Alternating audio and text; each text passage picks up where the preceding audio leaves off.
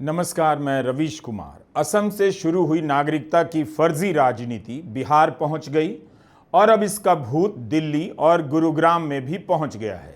अगला पड़ाव कहां होगा कोई नहीं जानता। हो सकता है हाउसिंग सोसाइटी के नफरती सांप्रदायिक लोग अपने पड़ोसी की नागरिकता चेक करने लग जाएं। क्या आप जानना चाहेंगे कि अगर आपसे कोई नागरिकता का सबूत मांग दे तो उसे दे पाएंगे या नहीं? अगर आप दावा करना भी चाहें तो किस तरह की प्रक्रिया से आपको गुजरना पड़ेगा? आपके लिए एक रिपोर्ट गाइड का काम कर सकती है। यह रिपोर्ट जो 26 जुलाई को दिल्ली में जारी हुई, पूर्व जस्टिस मदन लोकुर ने जारी की। 182 पन्नों की इस रिपोर्ट को बहुत मेहनत से तैयार किया गया है। अनमेकिंग सिटीजन्स नाम है इस रिपोर्ट का, जो बताती है कि कैसे नागरिकता के नाम पर ट्रायल का एक पक्षपाती ढांचा तैयार कर दिया गया है, जिसके काम करने का ढंग किसी को नहीं पता। सुप्रीम कोर्ट से लेकर गुवाहाटी हाई कोर्ट के 1500 से अधिक फैसलों का इस रिपोर्ट में विश्लेषण किया गया है। इसमें देखा गया है कि अदालतें किस आधार पर किसी की नागरिकता छीन लेती हैं। क्या उनके फैसलों में कोई तारतम्यता है, निरंतरता है, या कोई व्यवस्थित न्यायिक प्रक्रियाओं और आधारों का पालन किया ही नहीं जाता। इन सब का मूल्यांकन कई वकीलों और कानून के अध्यापकों ने मिलकर किया है। ब्रिटेन की Queen Mary University of London, Melbourne law school और नेशनल लॉ स्कूल बेंगलुरु ने इसका अध्ययन किया है। कई वकीलों का इसमें इंटरव्यू है। इस रिपोर्ट को अंतिम रूप दिया है मोहसिन आलम भट्ट, आरुषि गुप्ता और शार्दुल गोपुजकर, लेकिन सैकड़ों वकील और अध्यापकों के इसमें नाम दिए गए हैं। मुझे लगता है कि कहीं पे हमने बहुत आसानी से हम लोगों को फॉरेनर डिक्लेयर कर रहे हैं, चेहरे के हिसाब से, एथनिसिटी के हिसाब से, लैंग्वेज के हिसाब से, जो लीगल जिसका कोई लीगल बेसिस है नहीं।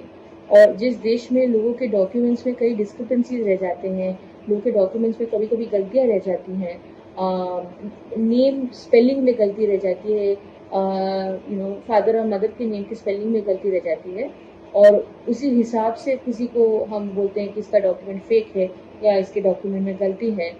तो हमको ये सोचना पड़ेगा कि हमारे देश में हम कैसा स्टैंडर्ड अप्लाई करें। अगर आप जानना चाहते हैं कि सिर्फ एक सवाल से कि आप भारत के नागरिक हैं या नहीं, आपको कानून की किस अंधेरी सुरंग में झोंका जा सकता है, तो आप इस रिपोर्ट को पहले से पढ़कर खुद को तैयार कर लीजिए। ज्यादा समय नहीं लगेगा। अखबारों में इससे जुड़ी खबरें छपती रहती हैं, लेकिन एक व्यापक समझ नहीं बन पाती कि किसी की नागरिकता पर संदेह करने से लेकर साबित करने की कड़ी में पुलिस कैसे काम करती है, फॉरेनर ट्रिब्यूनल कैसे काम करता है, हाई कोर्ट किस आधार पर फैसले देता है।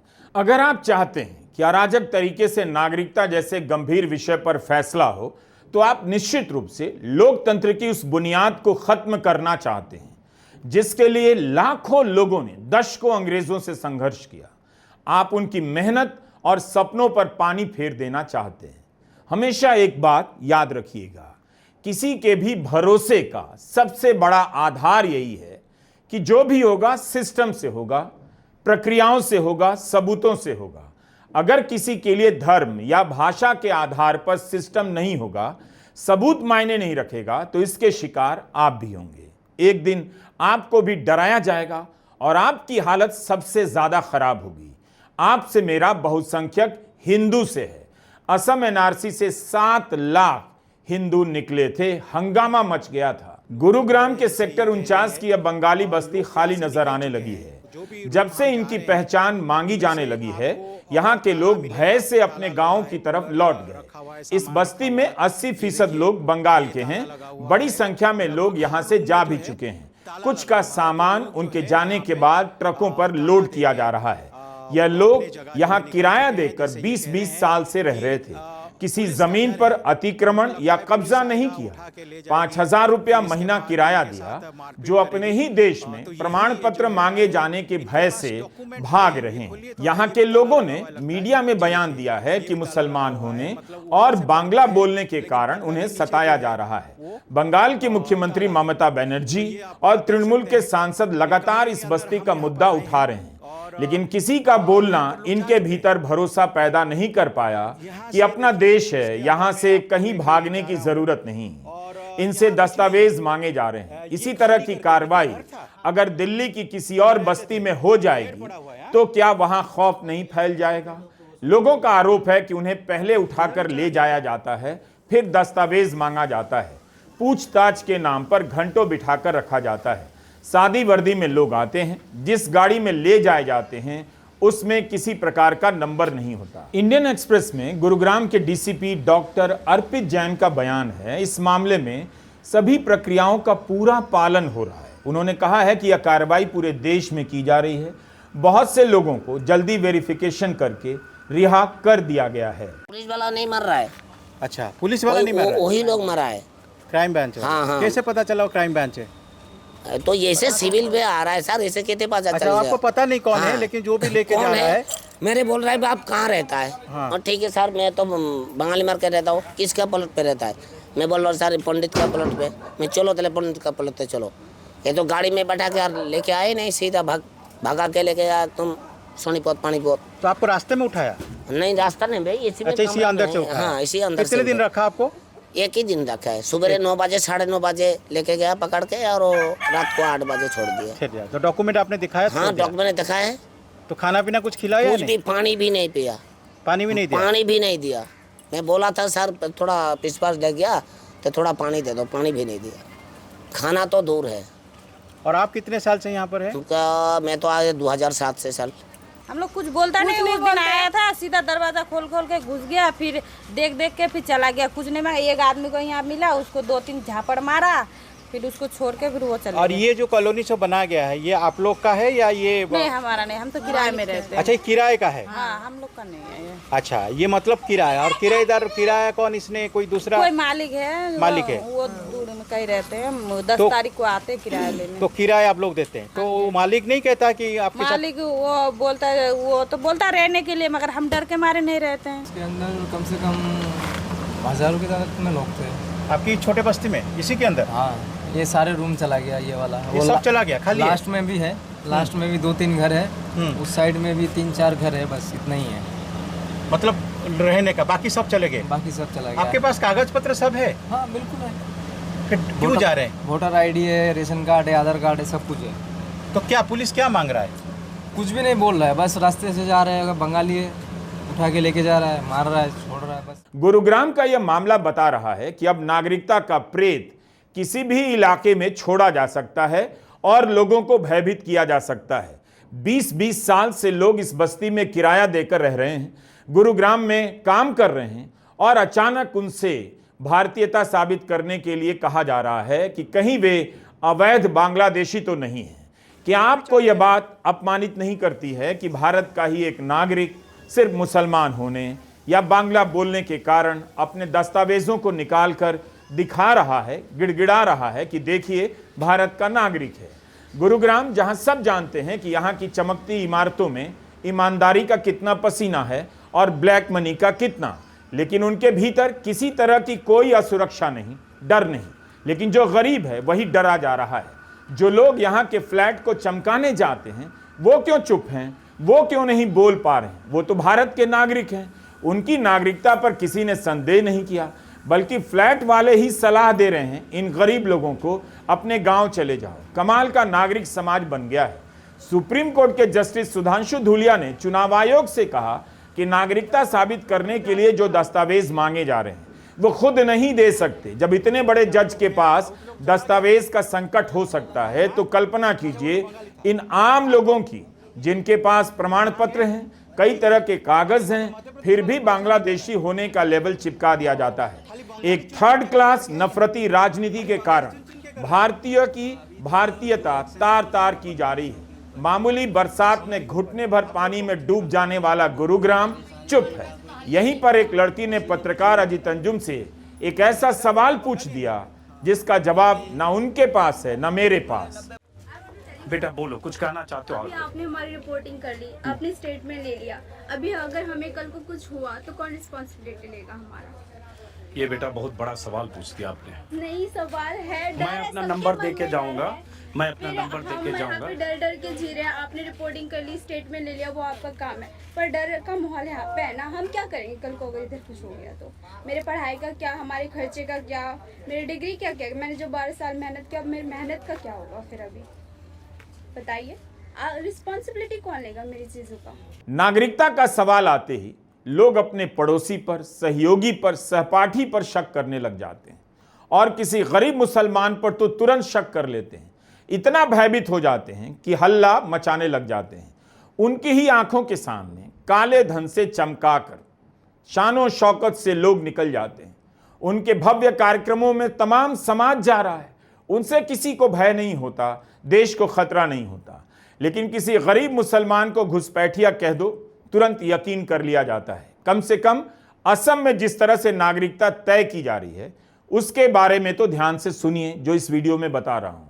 नागरिकता के नाम पर आए दिन लोगों को प्रताड़ित किया जा रहा है। आज धर्म और भाषा का आधार है, कल आपके मामूली विरोध पर, सवाल पर नागरिकता का सवाल पूछ लिया जाएगा।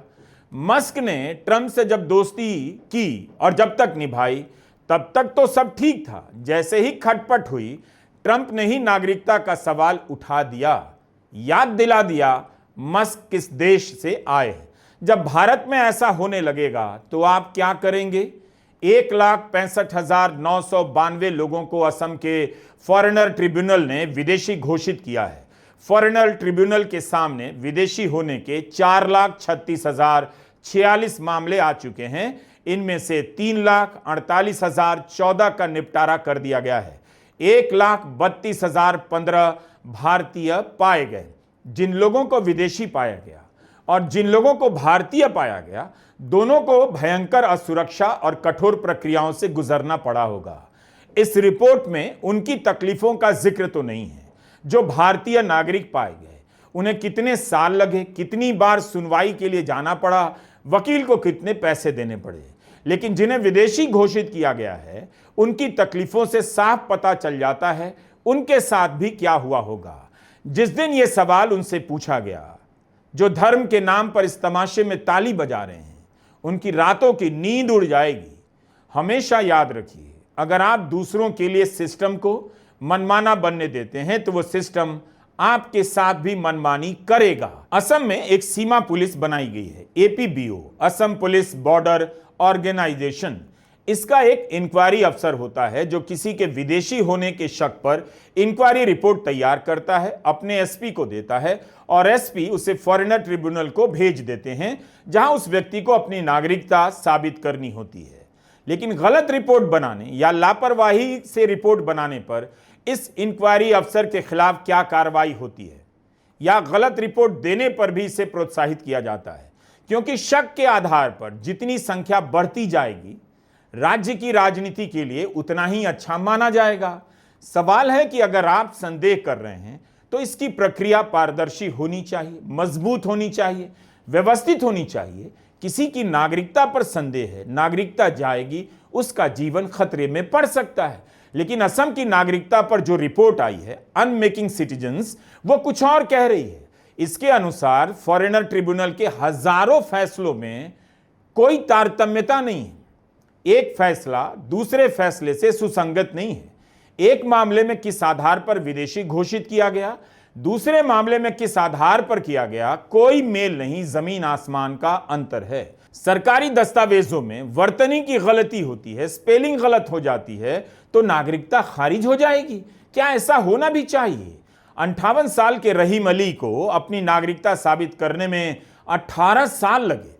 फॉरेनर ट्रिब्यूनल ने उन्हें विदेशी घोषित कर दिया। रहीम अली के पास सारे रिकॉर्ड थे, स्कूल का सर्टिफिकेट, मतदाता सूची में नाम, आसपास के लोगों के बयान कि भारतीय हैं, यहीं रह रहे हैं। फिर भी उन्हें विदेशी करार दिया गया, बांग्लादेशी कहा गया। रहीम अली ने गुवाहाटी हाई कोर्ट में फॉरेनर ट्रिब्यूनल के आदेश को चुनौती दी और वहां से यह मामला सुप्रीम कोर्ट पहुंच गया। जब तक सुप्रीम कोर्ट का फैसला आता, रहीम अली इस दुनिया से जा चुके थे। सुप्रीम कोर्ट के इस फैसले को सुनने के लिए जिंदा नहीं बचे कि वे भारत के नागरिक हैं। सुप्रीम कोर्ट ने फॉरेनर ट्रिब्यूनल से जब रहीम अली के केस पर विचार करने के लिए कहा तो उनके परिवार ने मन मसोस कर यही कहा, अब भी अगर फॉरेनर ट्रिब्यूनल वाले उन्हें विदेशी कहना चाहते हैं तो हम क्या कर सकते हैं? कब्र से उठाकर ले जाएं। रहीम अली का मामला सुप्रीम कोर्ट पहुंचा, सुना भी गया, लेकिन इन वर्षों में उन्हें राशन कार्ड नहीं मिला, सरकारी स्वास्थ्य सेवाएं नहीं मिली और रहीम अली गरीबी में धकेले जाते रहे। उनके जैसे जाने कितने लोग सुप्रीम कोर्ट तक पहुंच भी नहीं पाए होंगे, ना उनकी क्षमता है। रहीम अली के मामले में सुप्रीम कोर्ट ने कहा कि जिस आधार पर फॉरेनर ट्रिब्यूनल ने उन्हें विदेशी घोषित किया है वह कानूनी आधार पर नहीं टिकता। राज्य सरकार ने रहीम अली के खिलाफ जो कार्रवाई की उसका आधार मजबूत नहीं था। रहीम अली ने अपने सारे दस्तावेज ईमानदारी से जमा कराए, कोर्ट ने कहा है, सुप्रीम कोर्ट ने, लेकिन उन दस्तावेजों को निष्पक्षता के बुनियादी सिद्धांतों के आधार पर नहीं परखा गया और रिजेक्ट कर दिया गया। कोई अवैध प्रवासी होता तो इस तरह से अपने दस्तावेज नहीं जमा कराता।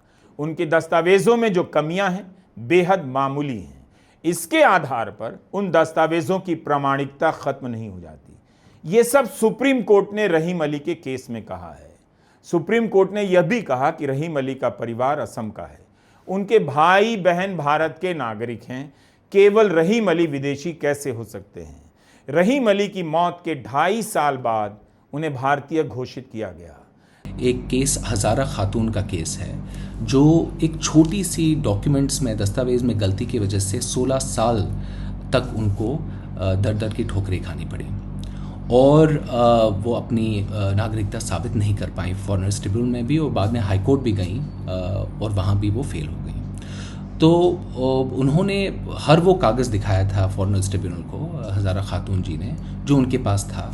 उन्होंने अपने पिता का नाम 1966 का जो वोटर लिस्ट है, जो ज़्यादातर जो फॉरेनर्स ट्रिब्यूनल में डिफेंडेंट होते हैं वो वोटर लिस्ट दिखाते हैं, तो उन्होंने वो भी दिखाई। 1951 की असम की NRC भी उन्होंने दिखाई, वो कॉपी जो असम के लिए ही स्पेशली बनाई गई थी 1951 में, और वो भी इनकम्प्लीट थी, वो कंप्लीट नहीं है। पर FT में कई वो भी दस्तावेज़ दिखाते हैं, दिखाने के लिए कि हम तो 1951 से असम में हैं या हमारे माँ बाप 1951 से असम में हैं। और हज़ारा खातून जी ने गांव की पंचायत और गांव बुरा का जो सर्टिफिकेट है वो भी दिखाया, और ज़्यादातर ये भी सर्टिफिकेट औरतें दिखाती हैं क्योंकि उनके पास बाकी दस्तावेज़ नहीं होते। उनके पास स्कूल सर्टिफिकेट नहीं होता, उनके पास शायद राशन कार्ड हो पर उनके नाम पे कोई ज़मीन नहीं होती। तो गांव का जो सर्टिफिकेट है वो बहुत ज़रूरी डॉक्यूमेंट होती है, उन्होंने वो भी दिखाया। लेकिन उनकी सारी मेहनत सिर्फ एक मामूली सी गलती की वजह से, एक मामूली स्पेलिंग मिस्टेक की वजह से उनका केस खारिज कर दिया गया। उनके पिता का जो नाम इलेक्टोरल रोल में था, वो उनके पिता का नाम था अब्दुल सुभान, और वोटर लिस्ट में वो गलत एंट्री करके नाम हो गया था अमूल सुबान। राज्य सरकार के बारे में सुप्रीम कोर्ट ने कहा बिना सबूत के उनके खिलाफ मामला बनाया गया। कोर्ट ने यह भी कहा किसी के खिलाफ आप केवल शक के आधार पर विदेशी होने का मामला नहीं शुरू कर सकते। ऐसे व्यक्ति के खिलाफ कुछ ठोस सबूत होने चाहिए, लेकिन इसका कुछ भी असर नहीं है। जून के महीने की यह घटना है 2025 की। महाराष्ट्र सरकार ने महबूब शेख, नजीमुद्दीन मंडल, मिनारुल शेख और मुस्तफ़ा कमाल शेख को बांग्लादेशी होने के शक में गिरफ्तार किया और BSF ने बांग्लादेश की सीमा में धकेल दिया। जब पश्चिम बंगाल की पुलिस ने इसके बारे में जांच की तो पता चला 3 मुर्शिदाबाद के हैं और 1 बर्धमान जिले के रहने वाले हैं। इन चारों के पास सभी दस्तावेज हैं। बाद में इन दस्तावेजों को BSF के हाथों सौंपा गया, तब जाकर इन चारों को भारत लाया गया। ये चारों भारत इसलिए लाए जा सके क्योंकि पश्चिम बंगाल की ममता बनर्जी सरकार इस मामले में सक्रिय हो गई। ध्रुवीकरण के इस दौर में तमाम आरोपों की परवाह नहीं की और 4 भारतीयों को अवैध रूप से बांग्लादेश की सीमा में धकेले जाने से बचा लिया। असम की सरकार के मुख्यमंत्री आए दिन बांग्लादेश भेज देने की धमकी देते रहते हैं। क्या असम सरकार ने इसकी परवाह की कि कोई गलत आदमी ना भेज दिया जाए? असम सरकार का कहना है कि मई के महीने में 300 से अधिक घुसपैठियों को बांग्लादेश भेज दिया गया। लेकिन असम पर जो रिपोर्ट आई है अनमेकिंग सिटीजन्स, इसमें लिखा है कि इनमें से कईयों का मामला फॉरेनर ट्रिब्यूनल और गुवाहाटी हाई कोर्ट में चल रहा है, यानी साबित नहीं हुआ, मामला अदालत में है और आप किसी को बांग्लादेश की सीमा में धकेल देते हैं। क्या इसी तरह किसी को भी बांग्लादेश की सीमा में धकेल दिया जाना चाहिए? अंकिलों से पूछिए, आप चाहते हैं ऐसा?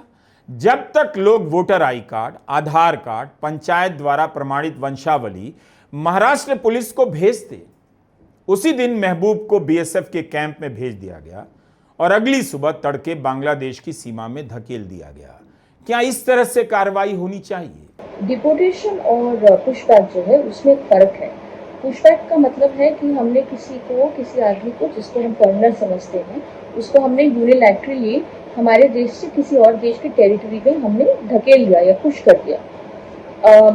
डिपोटेशन एक बायलैटरल प्रोसेस है, मतलब कि अगर हमको लगता है कि कोई आदमी किसी और देश का नागरिक है, वो फॉरेनर है और किसी और देश का नागरिक है, तो जिस देश का नागरिक हमें वो लगता है उस देश के साथ हमको कोऑर्डिनेट करना पड़ेगा और ये देखना पड़ेगा कि उस देश ने उसका नेशनैलिटी वेरीफाई किया है या नहीं किया है। ये नेशनैलिटी वेरिफिकेशन का प्रोसेस जो है ये बहुत इंपॉर्टेंट प्रोसेस है, क्योंकि इसके बिना हम ये दो चीज़ हो सकते हैं। एक कि हमने बांग्लादेश में किसी को भेज दिया जो बांग्लादेश का सिटीजन है नहीं, और ये भी हो सकता है कि हमने बांग्लादेश में किसी को भेज दिया जो इंडिया का सिटीजन है। इनफैक्ट जब इस साल यूएस से जो इंडियन सिटीजन्स को जिनको डिपोर्ट किया गया था, उस केस में भी इंडिया ने नेशनैलिटी वेरिफिकेशन के बिना उनको एक्सेप्ट नहीं किया था। इनफैक्ट जिसके पास हो सकता है पासपोर्ट या वैलिड वीज़ा नहीं है, इंडिया का पासपोर्ट नहीं है, उन हर केस में इंडिया ने नेशनैलिटी वेरिफिकेशन किया था। ये स्टेटमेंट मेरा नहीं है, ये स्टेटमेंट है श्री एस जयशंकर का, हमारे एक्सटर्नल अफेयर्स मिनिस्टर, जिसने ये पार्लियामेंट में उन्होंने ये बोला था। अगर आप नेशनैलिटी वेरिफिकेशन के बिना ये करते हैं तो बांग्लादेश का भी कोई ऑब्लिगेशन रहता नहीं है, जैसे इंडिया का भी कोई ऑब्लिगेशन है नहीं कि जो इंडिया का सिटीजन, हम जिसको इंडिया का सिटीजन नहीं कह रहे उसको हम क्यों एक्सेप्ट करें। वैसे जो बांग्लादेश जिसको नहीं अपना सिटीजन मान रहा है वो उसको बांग्लादेश क्यों एक्सेप्ट करेगा, ये एक सवाल रह जाता है। तो आपने देखा कि 4 लोगों को जो संयोग से मुसलमान हैं, उन्हें महाराष्ट्र से उठाकर बांग्लादेश की सीमा में कितनी तेजी से धकेल दिया जाता है। क्या ऐसा होना चाहिए? और यही एक मामला नहीं है, न जाने कितने लोगों के साथ हुआ है और होने जा रहा है। 67 साल के उफा अली साइकिल मिस्त्री का काम करते थे, इन्हें पकड़कर बांग्लादेश भेज दिया गया। 4 दिनों बाद फिर से असम लाए गए। मामला यह था कि मई 2025 में पुलिस का एक अभियान चला घोषित विदेशी नागरिक की पहचान करने का। इस अभियान के तहत उफा अली को गिरफ्तार कर लिया गया। उसके बाद 200 किलोमीटर दूर माटिया के डिटेंशन सेंटर ले जाए गए। 3 दिन के बाद बीएसएफ के जवान उफा अली और अन्य 13 लोगों को वैन में भरकर बांग्लादेश की सीमा पर ले जाते हैं। बॉर्डर पर एक तरफ बीएसएफ के जवान इन लोगों पर बॉर्डर पार करने के लिए दबाव बनाते हैं, तो दूसरी तरफ से बॉर्डर गार्ड के सिपाही जो बांग्लादेश के हैं और स्थानीय लोग इन्हें भारतीय बताने लगे और अपनी सीमा में आने से रोकने लगे। स्क्रोल ने इसकी अच्छी रिपोर्टिंग की है। राघव कक्कड़ की ये तस्वीरें हैं जो स्क्रीन पर हैं। 12 घंटे तक उफा अली और उनके साथ के बाकी 13 लोग नो मैंस लैंड में खुले आसमान के नीचे घुटनों तक पानी में खड़े रहे। खाना नहीं, कोई छत नहीं। इस जगह से उफा अली की एक तस्वीर वायरल हुई। उफा अली ने अल जजीरा के अरशद अहमद मोहिबुल हक से कहा कि उस दिन हमने नीले आसमान के नीचे नरक देखा और अपनी जिंदगी हाथों से फिसलती हुई देखी। उस वक्त उनके लिए नो मैंस लैंड भी नहीं था, कहीं कोई देश नहीं। जब उन्होंने बीएसएफ के जवानों से भीख मांगी कि बांग्लादेश की तरफ धक्का ना दें, तो जवानों ने उन पर रबर बुलेट चला दी। इससे बीएसएफ ने इनकार किया, कहा सिर्फ बांग्लादेशियों की अवैध एंट्री रोकने की कोशिश की गई, रबर बुलेट नहीं चलाई गई। इतना सब होने के बाद बॉर्डर गार्ड बांग्लादेश के सिपाहियों ने उफा अली को मेघालय बॉर्डर के पास छोड़ दिया, जहां से 10 घंटे तक घने जंगलों से सफर कर वे वापस अपने घर पहुंचे। उफा अली के साथ रहीमा बेगम भी इस समूह में थीं। जब दूसरी तरफ जाने की कोशिश की तो बांग्लादेश के बॉर्डर गार्ड ने उन्हें मारना पीटना शुरू कर दिया। अजीत अंजुम ने गुरुग्राम की बस्ती पर 1 घंटे का वीडियो बनाया है। मैं बहुत हैरान हूं कि इसे कम लोगों ने देखा। क्या लोगों की दिलचस्पी नहीं? तब लोग इन दिनों क्या देख रहे हैं? किसी की नागरिकता मनमाने तरीके से छीनी जा रही है, छीने जाने का डर सता रहा है। क्या यह बात लोगों को परेशान नहीं करती कि उनके देश में क्या हो रहा है? असम पर जो रिपोर्ट आई है उसमें फॉरेनर ट्रिब्यूनल को लेकर गंभीर सवाल उठाए गए हैं। इसके सदस्यों की नियुक्ति कैसे होती है? इसके अधिकार कानून से तय हैं या कार्यपालिका के आदेश से तय किए गए हैं? इन सब का इस रिपोर्ट में विश्लेषण किया गया है। 28 जिलों में इस तरह के करीब 100 फॉरेनर ट्रिब्यूनल हैं। उनमें से 36 ट्रिब्यूनल स्थायी हैं और 64 अस्थायी, जिन्हें समय समय पर गृह मंत्रालय सेवा विस्तार देता रहता है। ट्रिब्यूनल की प्रक्रियाओं की कोई संहिता, कोड नहीं बनी है जो किसी भी मामले में फैसले का आधार बन सके, नजीर बन सके। यही कारण है कि तमाम फैसलों में काफी अंतर देखा जा रहा है। नागरिकों पर यह भार लाद दिया गया है कि आप अपने दस्तावेज लाइए, आप साबित कीजिए। लोग बेहद गरीब हैं, बाढ़ के कारण लगातार विस्थापित होते रहते हैं पीढ़ियों से। उनके पास प्रमाण पत्र नहीं है, जिनके पास हैं उनके प्रमाण पत्र में मामूली त्रुटि, स्पेलिंग की गलती का बहाना बनाकर नागरिकता खारिज कर दी जा रही है। इसी तरह औरतों की अलग समस्याएं हैं। शादी के कारण जगह, नाम, पहचान सब में बदलाव आ जाता है। इस रिपोर्ट में लिखा है कि फॉरेनर ट्रिब्यूनल मनमाने तरीके से दस्तावेज लाने का समय देता है, किसी को कुछ, किसी को कुछ। इस ढांचे के केंद्र में है फॉरेनर्स एक्ट 1946, जो कि एक कॉलोनियल ज़माने का कॉलोनियल एक्ट है, कॉलोनियल कानून है, और आज भी जो फॉरेनर्स ट्रिब्यूनल सिस्टम है उसकी नींव बना हुआ है। तो इसके इतिहास में जाना ज़रूरी है, क्योंकि दूसरे विश्व युद्ध के समय ये पूरा मामला शुरू होता है। पहले 1939 में फॉरेनर्स ऑर्डिनेंस बनाई गई, और फिर 1940 में फॉरेनर्स एक्ट, और फिर आखिर में 1946 एक्ट, फॉरेनर्स एक्ट, जिसका मैंने अभी जिक्र किया। और इस दौर में इस दौर की जो सख्त और मैं कहूँगा तानाशाही और अथॉरिटेरियन सोच है, वो आज भी इस कानून में झलकती है और इस कानून को ढालती है। ये कानून केंद्र को ये अधिकार देता है कि वो किसी भी व्यक्ति को जो भारतीय नागरिक नहीं है, who is not an Indian citizen, quote and quote, सरकार की नज़र में बिना साफ प्रक्रिया के नियंत्रण कर सकता है, उसको रोक सकता है, उनको हिरासत में ले सकता है, यहाँ तक कि उसको देश से निकाल भी सकता है। और इस कानून में जो शब्द विदेशी है, फॉरेनर है, ये बहुत ही ढीले और एक अस्पष्ट तरीके से परिभाषित किया गया है।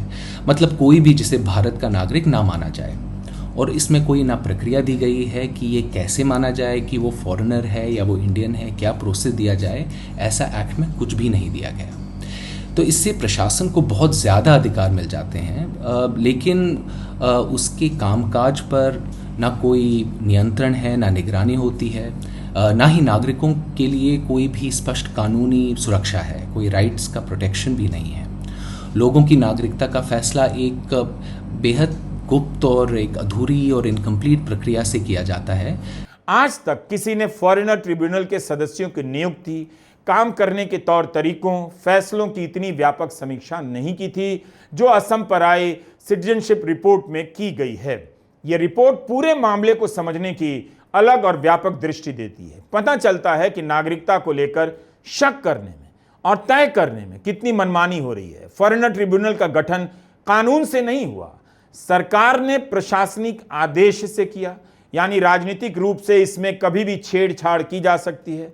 इसमें काम करने वाले एक तरह से जज की ही भूमिका निभा रहे हैं, लेकिन उन्हें भी किसी प्रकार का न्यायिक संरक्षण प्राप्त नहीं है।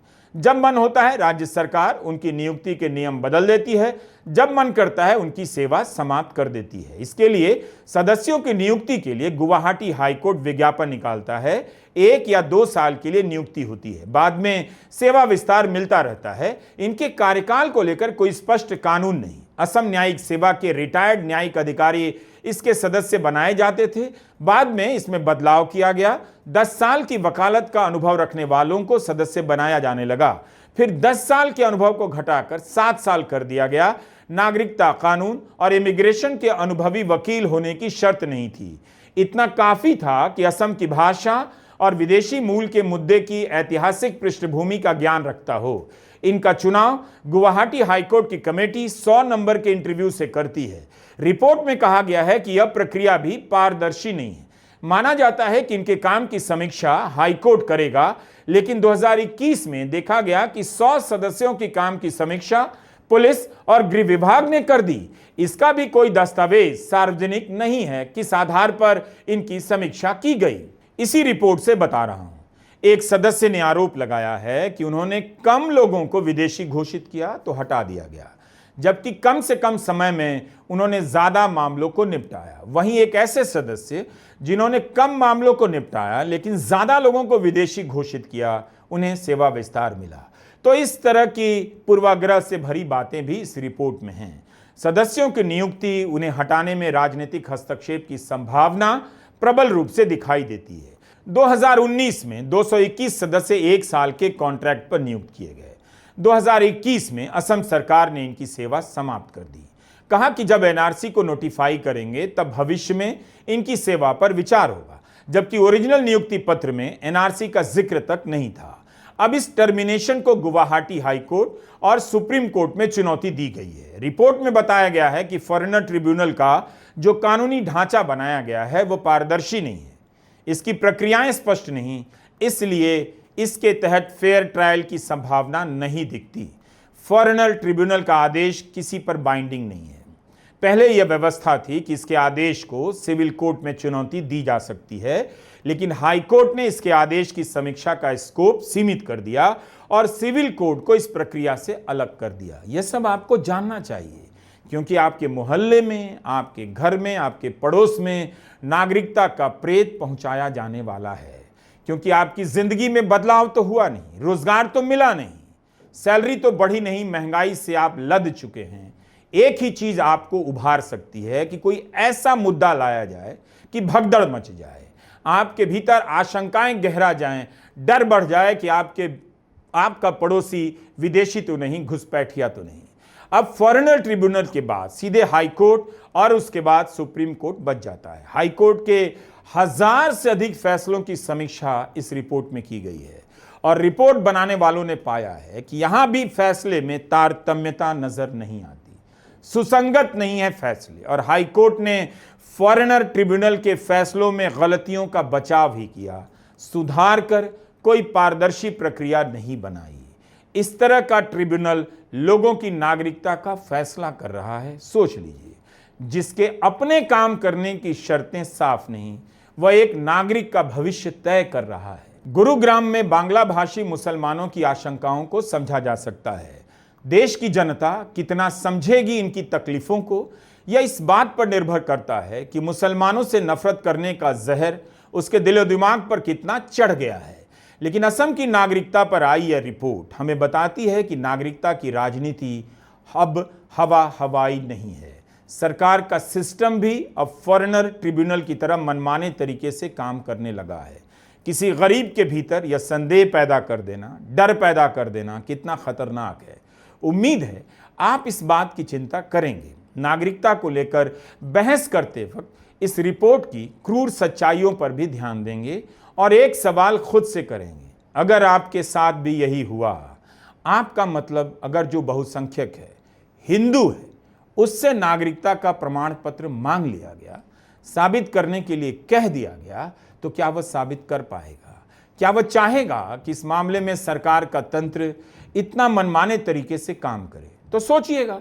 मुझे मालूम है कि नफरत के जहर के आगे यह सब बातें अभी लोगों को समझ नहीं आएंगी, लेकिन दिन के किसी वक्त तो यह जहर कम होता होगा। उस वक्त ही हमारे इस वीडियो को दोबारा देखिएगा और सोचिएगा। नमस्कार, मैं रवीश कुमार।